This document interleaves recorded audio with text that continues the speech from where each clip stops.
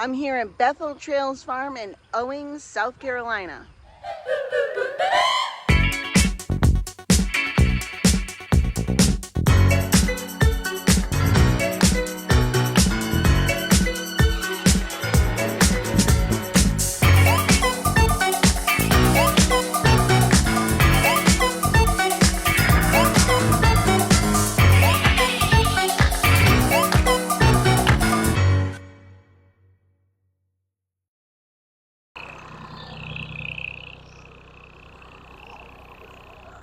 We got to meet up with farmer Steve Ellis, and I can't wait to hear about his chickens and how he raises them and what he raises them for.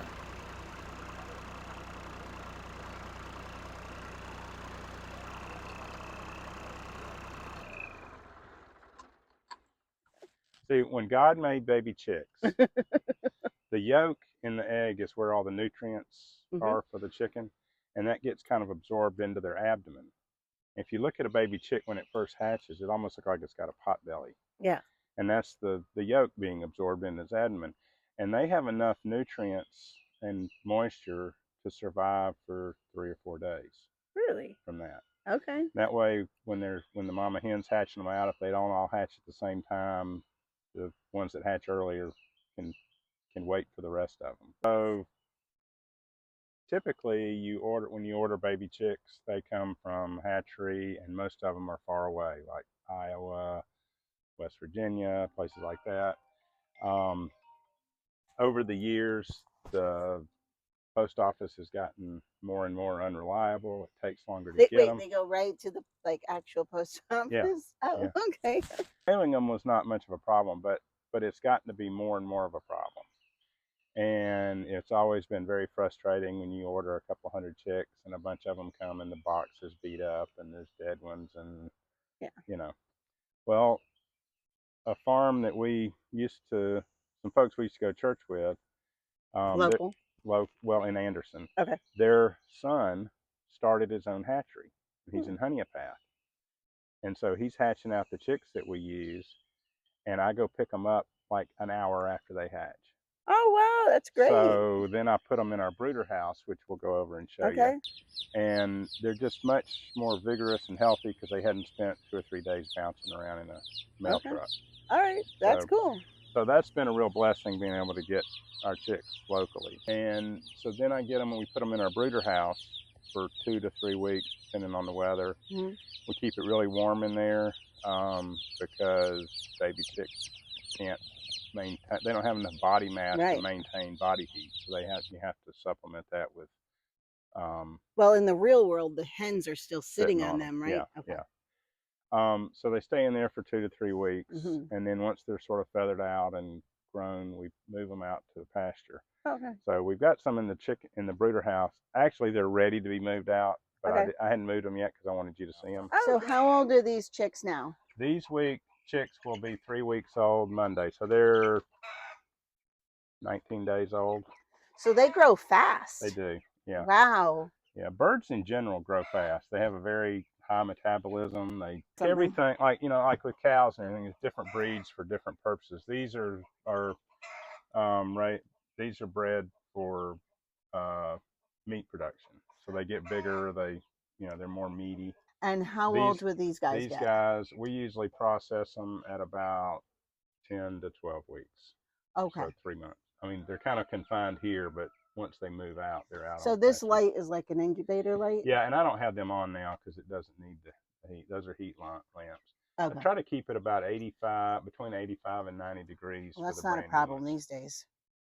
So when the chicks are big enough out of the brooder house to move out to pasture, we put them in these shelters like this. Okay. By having them in this, we move the houses every day. So that forces them to new grass. Okay, because they're going to eat your grass? They're going to eat the grass. Okay. The shelter protects them from predators. It gives them shade.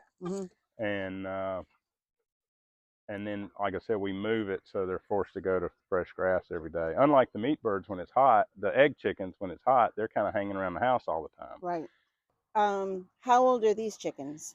These guys right here are about 9 weeks old. So they only So have about a week left. yeah, I'll probably start processing some of those next week. Okay. And do you do your own processing We of the do a lot chickens? of it. Okay. Yeah, most of it. How many chickens are in here? There's about 100 or so in each house. Okay. All right. And Um, they eat well. yeah, I mean they're eating grass, but they also get feed. It is a GMO-free feed. It doesn't have corn or soy. It's not cheap, but it's good feed, and a lot of folks are concerned about the GMO Okay. grains and that kind of thing. So, why is corn bad? Because Well, I hear like, oh, they're corn free or whatever. Why is that a thing? there's a couple of issues. Almost all the corn and soybeans grown in America are genetically modified, and frankly, that in and of itself is not as much of a problem. But the reason that they've done the genetic modification to it is they're resistant to herbicides like Roundup and that kind Okay. of thing. So they can spray corn and soybean fields and it kills everything, all the weeds, but it doesn't kill the corn. But those types of herbicides are uh, ingested into the plant. Right. So So you're it's getting it. you're Yeah. yeah. So So the plant eats the herbicide, the chicken eats the the plant, plant, and we eat the chicken. yeah, So it's all in there. yeah, Okay. and there's credible arguments I think on both sides. There are people that I have a lot of respect for that are very have studied this. They are not uh, they're not our enemies as far as the local food, wholesome food that will tell you that it doesn't transfer into the meat. That by the time you eat it, Okay. and if you eat the corn, you are. But if it goes to the Right. animal first, but then there's some people that think, well, it may get transferred through. I don't know the answer to that. It'll probably be so watered down. There's Yeah, maybe trace of it, but yeah, and I've got some customers that wouldn't care. I've yeah. got a lot of customers that are concerned about it. Mhm. I haven't had anybody say, "Oh, I want GMO chicken." I haven't had anybody say that. I wonder why. Yeah. So we're Okay. kind of taking the high road on that. Okay. But it is more expensive. I mean, this stuff is like $18.50 a bag. And you Wow. can And buy how long will this bag last you for the 100 chickens? one day. Oh, wow. They Okay. each house will get a bag every day. We go Okay. through a lot of feed. That's why one reason our chicken is more expensive. Right. It's labor intensive the way we raise them. Mhm. And actually, it takes us longer to grow these than the commercial operations because they are able to walk around and they're burning up calories. The And they sleep at night. Right. A lot of the commercial operations their they got light on them 24/7, and they're just standing in one spot eating all day. Poor chickens.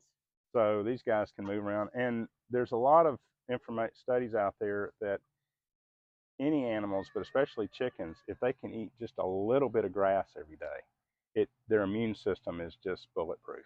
Okay. Oh, And interesting. there's a Okay. lot of talk now about bird flu and all that kind of stuff.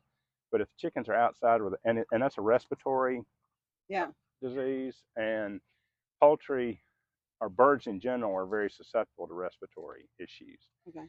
And a lot of the commercial operations, their lungs are very susceptible to respiratory disease because they're irritated all the time. They're down on the ground breathing dust.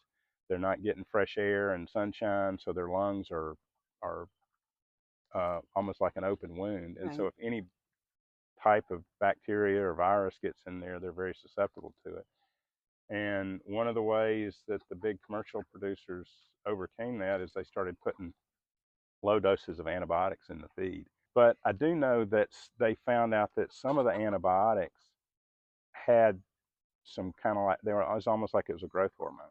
It helped stimulate growth Okay. a little bit Right. too. So it could be that type thing. And then once a commercial chicken is processed and is it true that they inject it with like some kind of like water to like bulk it up even more? Is that like Well, what they do? um, they chill them in water. And we do that too when we process them. I mean, they go straight from the table where we got them and everything into a ice chest full of ice water. Okay. So you want to get that body temperature down really quick, so you don't have any spoilage. But what they're doing, a lot of them, is that chilling process that they've got MSG in the water, and that that is a food preservative, and so a lot of people are concerned about MSG. And one of the reasons we started doing this is our middle child had a lot of food issues when she was young, and the biggest thing was MSG. If she ate anything with MSG, it just gave her migraines, and she felt terrible. I wonder if a lot of people have those. Yeah. Food And things. the thing is, MSG is it's a preservative, and the other thing it does is it's almost like food coloring. Yeah. I mean, it'll make the meat look pretty and pink, and if you thaw it out and don't cook it all immediately, it doesn't spoil, but it loses that pink color. It starts turning almost a gray color, and the MSG prevents that. Right. It's not spoiled, it just doesn't look as nice. Right. So a lot of people just assume that MSG is in processed stuff, but it's in everything. I mean, you go buy a steak, it was probably doused with MSG to help it maintain that red color. Okay, that's so we don't use any of that kind of stuff. And then when we package them up, they go straight in the freezer. And there's some people that are concerned about how quickly it goes from being slaughtered to being in the freezer, because the quicker that happens, the less histamine buildup you have. So some people with some food allergies and sensitivities would rather have them the way we do them. I mean, I'll process them one day and then we'll package them up that late that day. Okay. And they go straight in the freezer.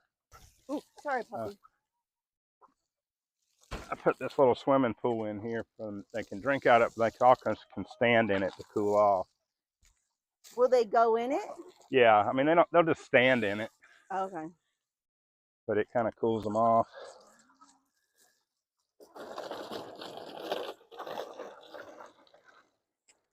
So, how many hours a day do you spend working the farm? Well, if all I'm doing is just the daily routine chores, that takes me about. This is the most time-consuming thing every day. Generally, if I've got full capacity chickens like I do right now, it takes me about 3 to 3.5 hours a day to do all that. And what time do you start? Well, I try to get out early before it gets hot. Yeah. Because it's easier on me and it's less stressful on them to be moving them when it's not hot. And then, I've got the pigs to feed, I've got eggs to gather and wash and all that. And then there's a lot of stuff that's not every day, but there's always stuff that adds to the day. There's always fences to fix or tractors to work on, or like this afternoon I'm going down to Georgia to pick up a bunch of pork that we had processed, so that's a 5-hour round trip. Right. Okay. So it's and this work is not terribly hard work. It's just like every day. I mean, there's no you can't skip a day.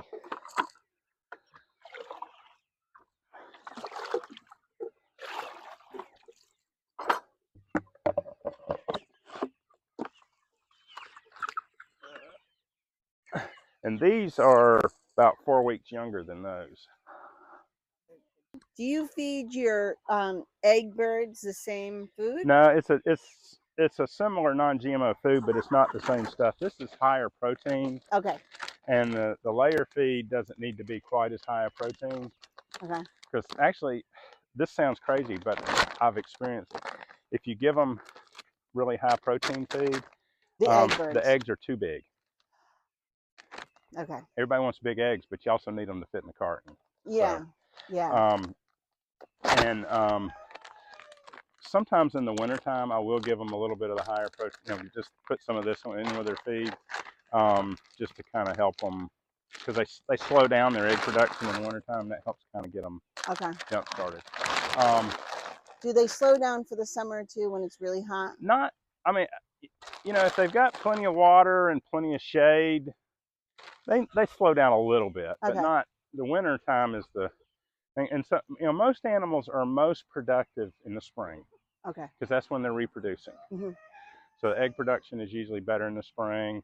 There's more, and that, you know, there's more food availability in the spring because grass is growing and plants are, you know, bugs are coming out for them to eat and all that. So, and then it's not so much the cold or the hot that affects the egg production. A lot of it is just the length of the day. Because if you're not getting but 7 or 8 hours of daylight, the egg production drops way off. And you can fake them out a little bit by putting lights in the house with timers on them, but they're only going to lay so many eggs in their life. I mean, they're born with the number of eggs they're going to have, so you're just speeding up the process a little bit. A good hen will lay about 300 eggs a year. Wow. And wow. About one a day. Sometimes they'll skip a day, but you know, if you've got 100 chickens and they're all young and healthy and it's prime time, you're going to get 90 eggs a day. And for how many years will they lay? You can usually get 2 good years out of them. After that, they're still laying, but they really start dropping off. And you're more likely with the older ones to get like 1 or 2 eggs a week, and they're huge and double yolk eggs. Most of your double yolk eggs come from older chickens. And at that point, they're too much maintenance to keep, and they're it's not really still eating worth like crazy. They don't lay that well. So time to move them on. I hear you. So once they're menopausal chickens, I've got a guy that I sell them to. And, I mean, I don't get much for them, but I'm not feeding them anymore, and they're not laying that many eggs, so might as well do something productive with them. We know each other from the farmer's market, obviously, and you go and you sell your meat and your chicken and you sell your eggs. Right? Okay, so that's one of those conversations that people are like, they're so expensive, and I can't believe how much farmers are getting for their eggs. Explain why farmers have to charge so much for their eggs versus like what I would buy at Aldi. Yeah, well, one of the big differences is us small guys don't get farm subsidies. Interesting. Is that a government or federal government or state government? Through the USDA, the Farm Bill, and all that kind of stuff. They buy the feed in the 18-wheeler loads. They're not buying the non-GMO, more expensive stuff. It's not even in bags. They put it in big silos, so it's cheaper. And the cost of the chicks, and the processing and the packing supplies, and all the my power bill every month for keeping 2 walk-in freezers going and all that kind of stuff. So it's just more overhead, but the lack of federal government subsidies has more to do with, well, it's one of the bigger factors. You get what you pay for. If you want a quick egg that has been sitting in the refrigerator for only God knows how long. Well, most of the ones you buy at the grocery store, by the time you get them, they're at least 4 weeks old.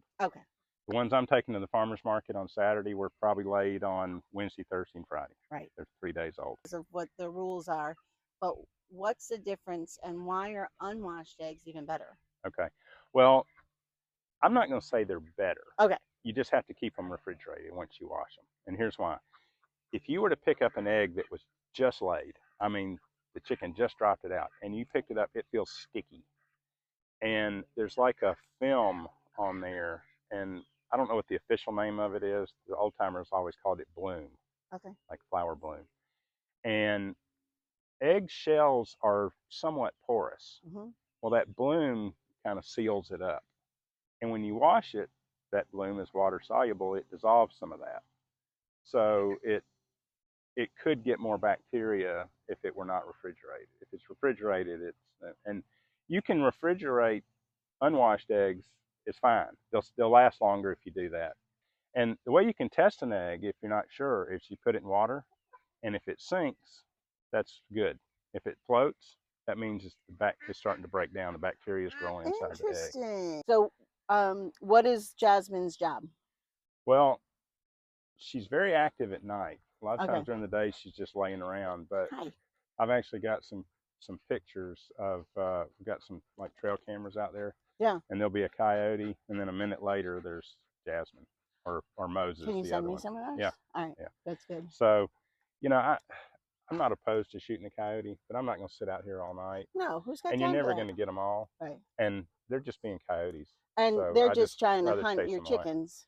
Yeah, or whatever they can find. Right. Okay. Yeah. But we haven't had too many issues with them lately. I think the coyotes have just figured out it ain't worth it. Yeah. Because they've got two big guardian dogs chasing them off. They converse somehow. Yeah. All right. So I see you have, what are those, geese? Yep. White geese. What Yep. do you do with them? Well, we mainly had those just in with the chickens to help protect them from predators because they're big enough and noisy enough. If a fox or something got in there at night, they make a big racket. Really? And they're big enough that they're kind of intimidating to that. And they'll go after a hawk if Will a hawk they work tries to. together too? They kind of stay together, Okay. yeah. But they've bred, and we've probably got more of them than we need. We started out with 2, and now Do we they got. lay eggs? Yeah. Oh, Yeah. okay. Oh, you have your duck eggs. Yeah. Okay, that's And we good. have processed some of those for Okay. like people want a Christmas goose or whatever. But Oh, haven't all done right. that. Chicken houses I built on old boat trailers, so I can just move them Oh, what a around. great idea. So I'm going to move them over here into the tall grass. Okay. Hopefully next week. And then sometime. will this grass come back? Yeah. Okay. Yeah, it'll come So you back. just rotate it kind of? Yeah. Okay. So we have an emu here. And how old is this emu? She's probably about at least 15. Oh, wow. And we got her when she was little. And you said she has an attitude? Yeah, but she hangs out with the chickens. She's a good guardian. I mean, if anything gets in there with them, she chases it off. Oh, wow. And you have eggs from her? Yep, they lay. We got to see one of those. Yeah, you don't get a lot of eggs. You'll get okay. 8 or 10 a year. And they usually, our experience has been that we usually get eggs in the fall, which is kind of counterintuitive for most birds. It looks like an avocado. It does. Wow. And it's a real thick shell, weighs about 2 pounds, and it's got texture. Rough. Yeah. It almost feels like a Formica countertop. Yeah, that's interesting. And how many eggs to that egg do you think? Well, this weighs about 2 pounds. And that's about what a dozen chicken eggs will weigh. Okay, so what is your favorite thing about farming? I like building stuff. Mm-hmm. I mean, I have a lot of kind of carpentry background, so I mean, I've enjoyed designing chicken houses, and you notice they're not all the same. It's because I've revised it and done it differently each time. I like building fences and stuff like that. And I just love being outside. You know, I'm not an introvert, but sometimes it's just nice to be around animals instead of people. Yeah, they don't talk back. Yeah, well, but I just, to me, I'm a believer in just seeing how God created things, and if you do it the way nature is set up, it's just kind of fun to see how it all comes together. Yeah, that's so good. That's every day I get to be reminded of that. That's so good. That's the most important. That's kind of cool. That is cool. So, what's your least favorite thing about farming? When we're in the car getting ready to go to church and there's pigs in the front yard because a tree fell on a fence. I got you. And just the fact that it is so the unplanned events. The unplanned is maddening at times. And it's kind of all consuming. I mean, there's my wife's in Florida visiting the grandbabies this week. Look where I am. I can't leave animals. My other daughter and her husband and my 9-year-old grandson we've given them a couple acres of land, and they're going to build a house out here starting this fall. So my grandson's actually helpful. That's awesome. So I'm thinking he's 9. He's 9. Wow. And I think with them being out here, maybe they can kind of cover for us so we can have a little bit of off time now. That's good. And one of the things that I do really love is when our customers tell us how much they like our stuff. And especially people that have had like food allergy issues, and they I mean, we've got this one customer that she could not eat anything but our chicken. Wow. And that's all she would eat. And now she's gotten better and she can add things to her diet and all that. And it's just, I mean, I don't know. I don't know for sure that it's our stuff, but they think it is. And probably is. With all we just learned, it probably pretty cool is. to think that, yeah. you know, that you're helping people get healthier and that kind Absolutely. Of thing. Thank you so much for letting us come out you're here. welcome. Thanks for your interest. We're going to come back and we're going to do a whole livestock Okay. Video and do a whole mini series on us. Yeah, do a mini series. Life at the farm.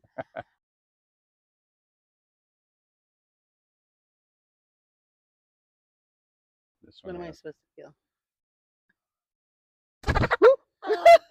So, yeah. I just stepped and in like something. Everything.